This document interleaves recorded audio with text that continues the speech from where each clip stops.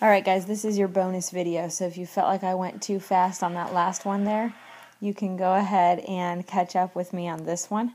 So first thing we're going to do is we have to find the slope. If they don't give it to us, we have to go find it. And we learned how to do that at the beginning of the week. So I'm going to stack the two on top of each other, 3 and 4, 0 and -5, and then I'm going to subtract them, which means I have to change the sign. So minus a 0, and I'm going to change it to a positive 5. Now when I subtract, I can go ahead and do 4 and 5, which is 9, and I can do 3 minus 0, and that one comes down underneath, which is 3. 9 over 3 is 3. So my slope to start out with is 3. So remember our equation, m equals y minus the y number over x minus the x number. And it doesn't matter which one you pick, but you have to choose one of your ordered pairs to stick with. So I always pick the one that has smaller numbers. I like 0, so I'm going to pick that one. So those are going to be my x number and my y number. And if you wanted to pick the other pair, you can. You can pick it and try it. I promise you'll get the same answer. So my slope here is 3, so I'm going to plug that in and make it a fraction, 3 over 1.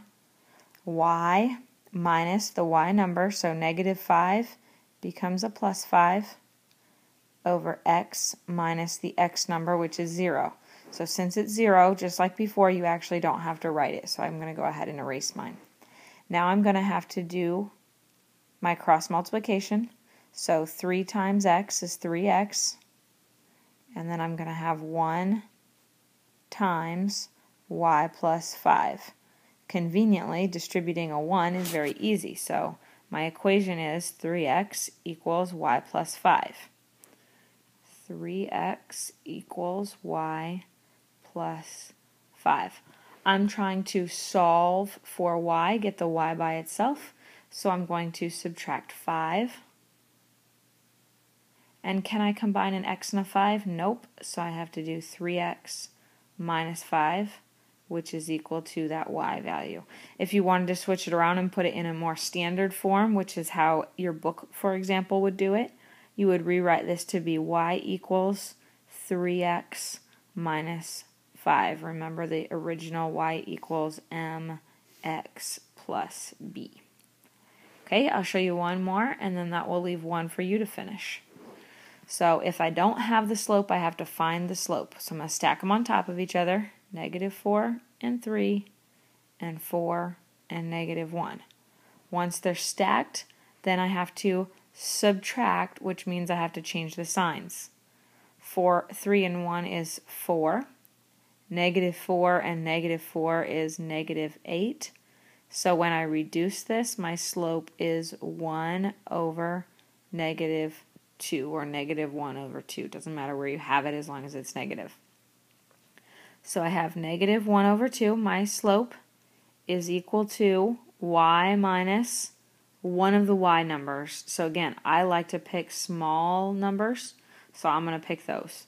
So y minus -1 means plus 1, and x minus 4.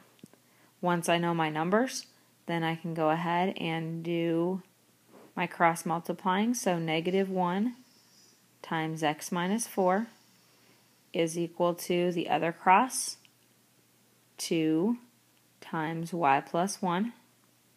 I'm going to distribute, so I'll have -x plus 4 is equal to 2y plus 2. I'm trying to get the y by itself, so I have to subtract 2 on both sides. -x plus 2 is equal to 2y. And then my last step, if I want to get the y by itself, I have to divide by 2, which means I'm going to divide each part by 2. Now we know there's a hidden 1 right here. So this goes away, makes 1. This makes 1. And this 1 over 2 is 1/2. So my equation is y equals -1/2 x plus 1.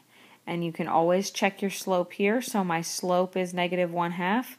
Is that what I thought it was going to be? what I got before? Yes. So as long as your slope matches, you know you have the right answer. All right, so you have one more problem to do of this kind, and then you have just 2 or 3 of the ones where they already give you the slope. Be ready with questions, and then I will be able to answer them. We do have a quiz over all 3 things that we learned this week on Friday.